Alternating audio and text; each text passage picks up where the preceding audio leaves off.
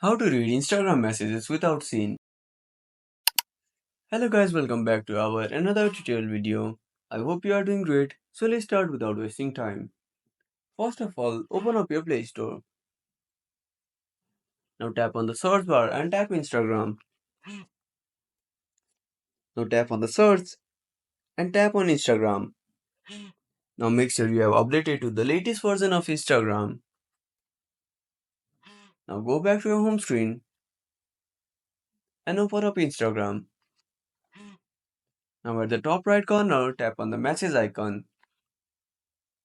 Now open up any chat. Now tap on the profile. Now go to privacy and security. Now under who can see your activity, disable this option named read receipts. So by following this simple step, you can read Instagram message without seeing. Thank you for watching our tutorial. I hope you liked our content.